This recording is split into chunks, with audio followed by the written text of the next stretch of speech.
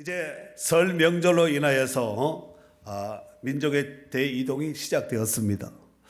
금년 설 명절은 사회적 거리두기가 해제된 이후에 첫 번째 명절이기에 예년과 달리 더 많은 사람들이 이동을 함으로써 본격적인 기정행렬이 이미 시작되었습니다.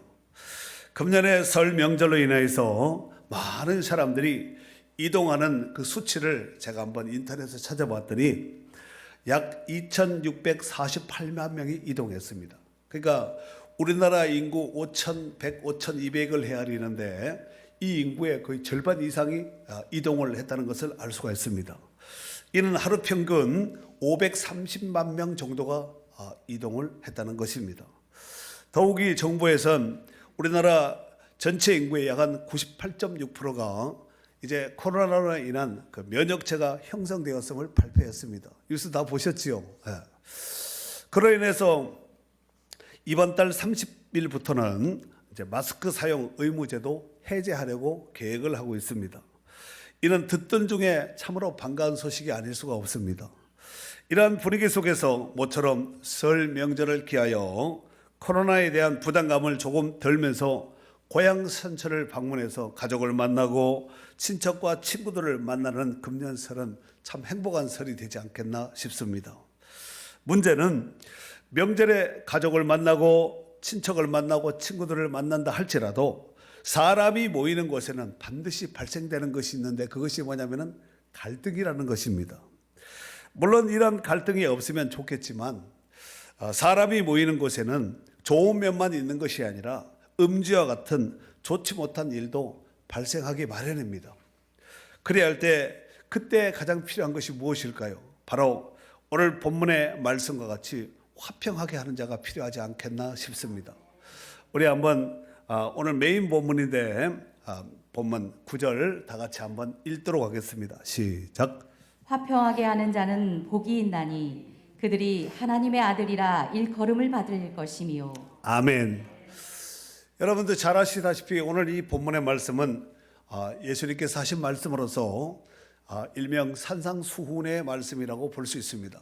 산상수훈의 말씀은 마태복음 5장 7장까지 이 긴 설교를 예수님께서 산 위에 오르셔서 제자들에게 또 많은 사람들에게 말씀을 선포한 말씀입니다. 여기서 화평하게 하는 자에 해당되는 단어가 헬라어로 호이 에이레노 포이오이라는 단어를 쓰는데 단순히 자기 마음속에 내 마음속에 화평을 가지는 여기에 그치지 않고 적극적으로 화평을 주장하는 자, 화평에 영향을 끼치는 자라고 해석할 수 있습니다. 그리고 화평이란 히브리 말로 샬롬이라고 말을 하고 헬라어로는 에이레네라는 단어를 씁니다. 구약에서 샬롬이란 국가 관계라 또 개인 관계에 있어서 좋은 관계일 뿐만 아니라 하나님과의 관계 속에서도 분쟁이 없는 관계를 표현할 때 바로 샬롬, 에이레네라는 단어를 쓴다는 것입니다. 영어 성경으로 보면은 오늘 본문에 나오는 이 화평하게 하는 자를 피스메이커라고 합니다. 반대되는 말은 무슨 말일까요? 트러블 메이커가 되겠죠. 이러건대 성도들이 가는 곳마다 갈등과 불화가 사라지고 평화로운 분위기가 연출되고 자아내는 역사가 있기를 바랍니다.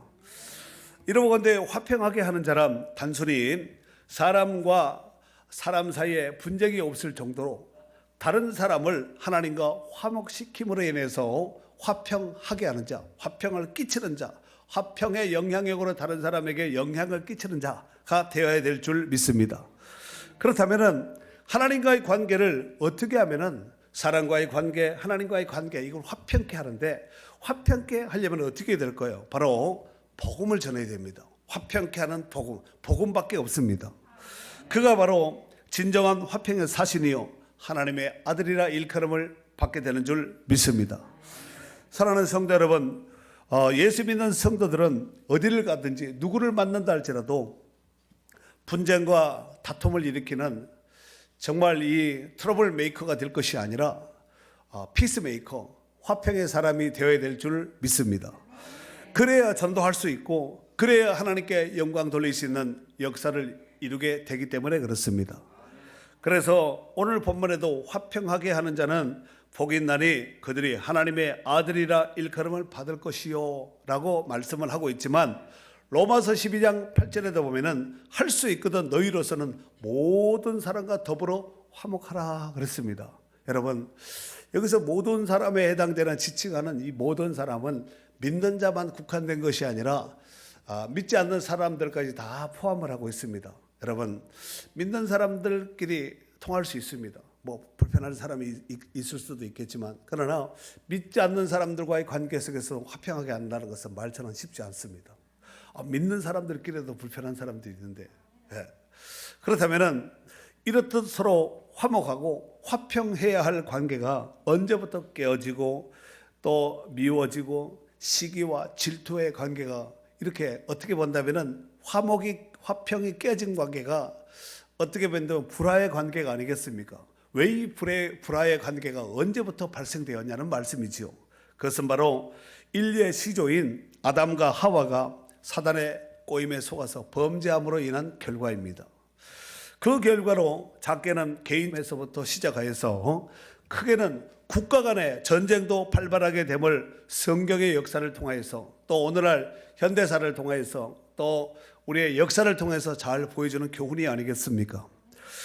우리의 구원자 되신 예수 그리스도께서 이 땅에 오신 목적은 바로 이와 같이 틀어지고 얽힌 실타래와 같은 이런 문제를 해결하시고 하나님과 원수되었던 관계를 풀어내기 위하여서 십자가에서 대속 제물이 된 줄 믿습니다.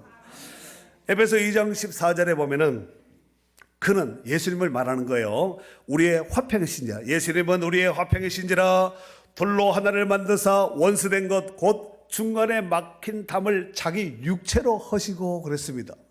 예수님이 십자가에 테텔레스타이 하시면서 십자가에 달려 죽음으로 인해서 하나님과 원수됐던 그 관계를 자기 육체로, 자기 몸을 통하여서, 몸의 제물을 통하여서 그 관계를 회복시켰다는 말씀입니다.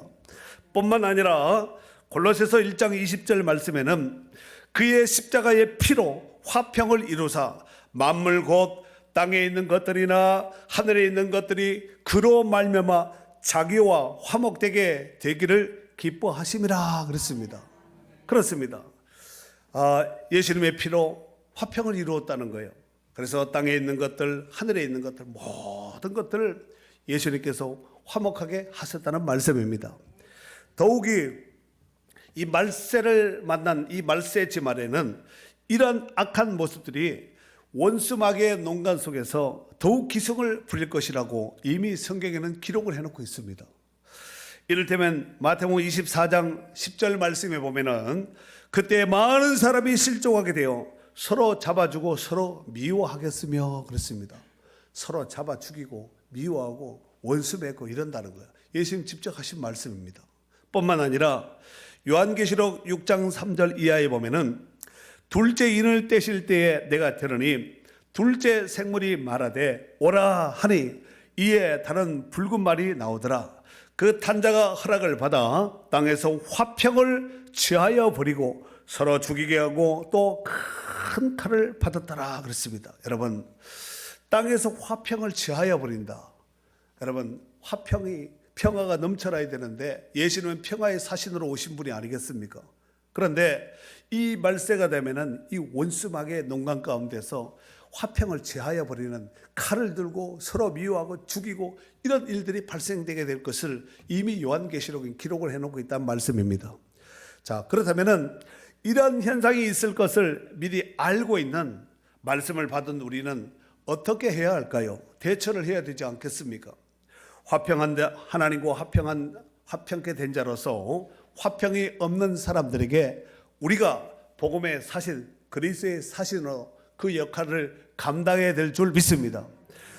그러므로 우리가 그리스도를 대신하여 사신이 되어 하나님이 우리를 통하여 너희를 권면하시는 것 같이 그리스도를 대신하여 간청하노니 너희는 하나님과 화목하라. 아멘. 그러므로 우리가 그리스도를 대신하여 사신이 되었다는 거예요. 예수님 대신에 사신, 예수님 대신 일하는 사람을 사신이라고 그래요. 그래서 그리스도를 대신하여 하나님이 우리를 통하여 너희를 권면하시는 것 같이 그리스도를 대신하여 간청하나니 너희는 하나님과 화목하라 그랬습니다. 자, 그렇다면은 우리는 화목의 기준을 어디까지 두어야 될까요? 하나님과 원수되어 있는 자들에게까지, 즉 다시 말해서 믿지 않는 자들에게도 복음을 전하는 화평의 사신이 되도록 해야 될 줄 믿습니다. 사실 우리가 따지고 보면 전에는 우리가 다 하나님과의 관계 속에서 화평한 관계가 아니라 하나님과 우리 사이가 원수지간이었습니다. 하지만 누군가가 전하여준 복음으로 인하여서 예수 믿고 구원받은 하나님의 자녀가 되어서 이제는 예수 그리스도 안에서 화평의 관계가 된 줄 믿습니다. 화평의 관계가 되었다면 우리가 화평치 못한 사람들에게 복음을 전하는 화평의 사신자가 되어서 복음을 전하고 화해하고 또 거룩한 영적인 중매자기가 되어서 복음을 전파해서 그 사람들을 살려내고 하나님께로 인도하고 오게 해야 될 역할을 감당해야 될 줄 믿습니다. 자, 그렇다면은 이런 공식을 우리가 산출해낼 수가 있는데 뭐냐면은 지금은 그 아무개가 믿지 않는 그 아무개가 하나님과의 관계 속에서 무슨 관계예요? 원수지간입니다.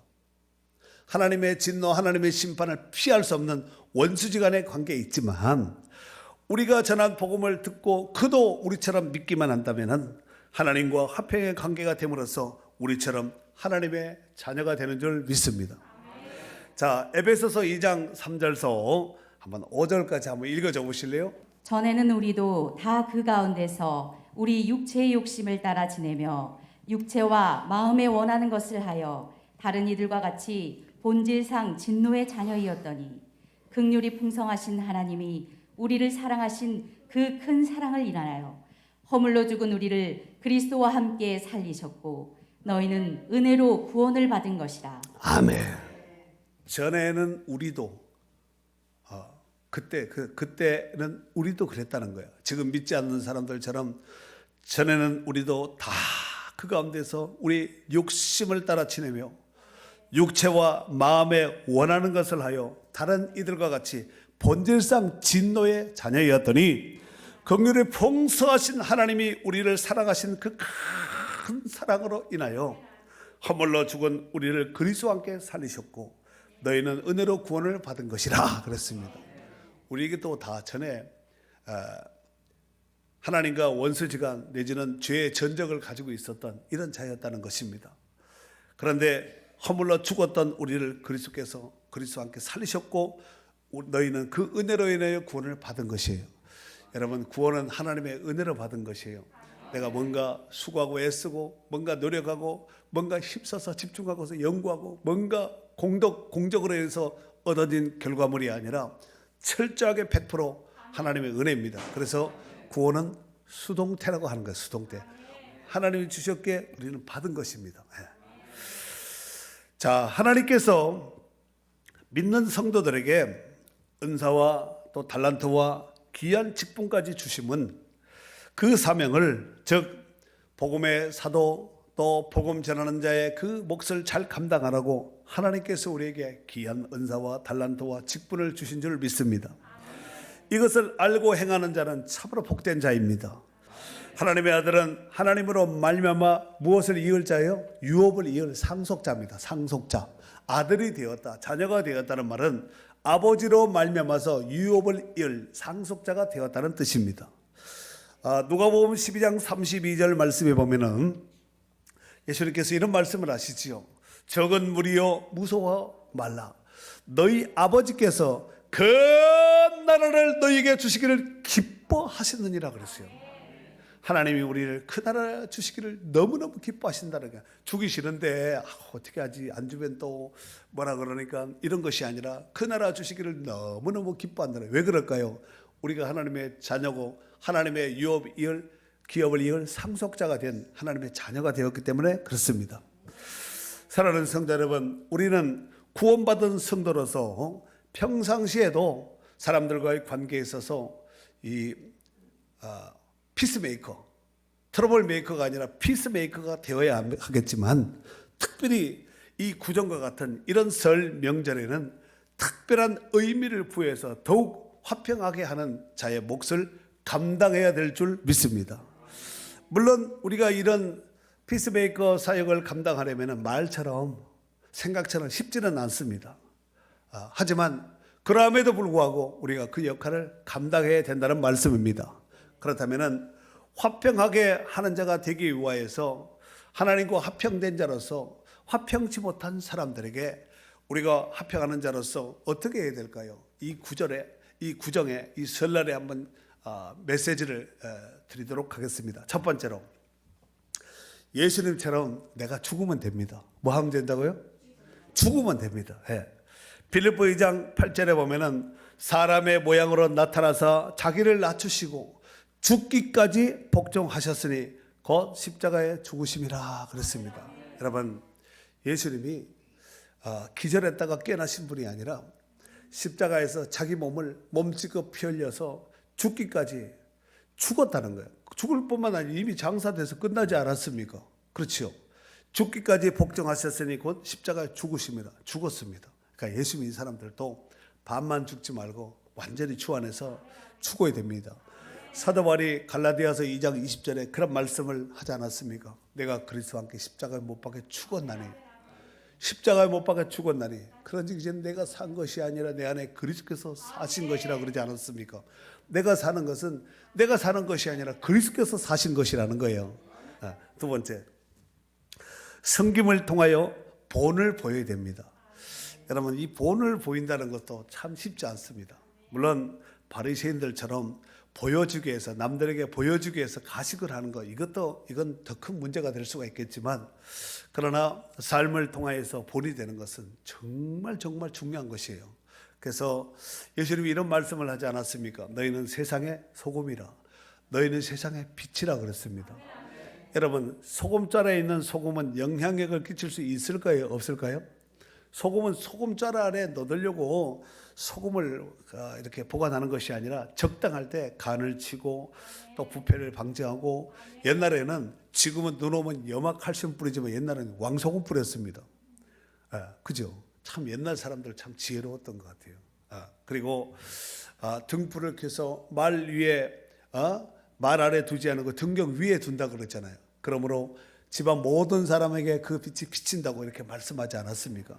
빛은 작지만 그 영향력을 집안 모든 사람의 모든 구석에 빛이 비춰지면 모든 사람이 그 빛의 영향력을 받지 않겠냐 이거죠. 소금도 마찬가지입니다. 썩어지고 부패된 곳에서 가서 자기 결정체가 녹아서 사라져야 됩니다. 그래야 할 때 부패를 방지할 수 있고 맛을 낼 수 있는 것이 아니겠습니까? 믿는 성도들이 바로 그렇게 영향력을 끼칠 수 있도록 본이 되어야 된다는 말씀입니다. 마태복음 20장 28절 말씀에 보면은 인자가 온 것은 섬김을 받으려 함이 아니라 도리어 섬기려 하고 자기 목숨을 많은 사람의 대속물로 주려 함이니라 그랬습니다. 예수님이 이 땅에 섬김을 받기 위해서 오신 분이 아니라 섬기려고 왔고, 그 섬김의 꼭지점이 뭐냐면은 자기 목숨을 많은 사람들에게 대속물로 주는, 그래서 생명을 살려내는 피스메이커 역할을 하기 위해서 이 땅에 오셨다고 말씀하고 있습니다. 그렇다면 우리도 어떻게 해야 될까요? 하여튼 사람 모이는 데 가면은 무조건 섬겨야 됩니다. 봐서 내가 섬길 수 있는 곳이라면 어느 곳에, 여러분 꼭 돈으로만 섬기는 것이 아니에요. 몸으로도 섬길 수 있고 말로도 섬길 수 있고, 안 되면 표정이라도, 그잖아요. 뭐라도 할 수 있습니다. 나는 아무것도 못해, 눈 감고 이렇게 할 수는, 이런 사람하고 어떻게 교제하고 어떻게 화목한 관계를 유지할 수 있겠습니까? 내가 마음을 열고 지갑도 열고, 때로는 정말 몸도 내가 할 수 있는 부분에 있어서는 내가 분량을 감당하면서 피스메이커 역할을 감당하게 된다면 정말 우리를 통해서 하나님의 영광이 힘있게 복되게 드러나게 될 줄 믿습니다. 마지막으로 결정적인 복음을 전하여서 화평하게 하는 자의 사명을 감당함으로써 금년 설 명절에도 언제 어디서 누구를 만난다 할지라도 하나님의 아들이라 일컬음을 받는, 귀하게 인정받는 진정한 주님의 참 일꾼이 될 수 있기를 예수님의 이름으로 축원합니다.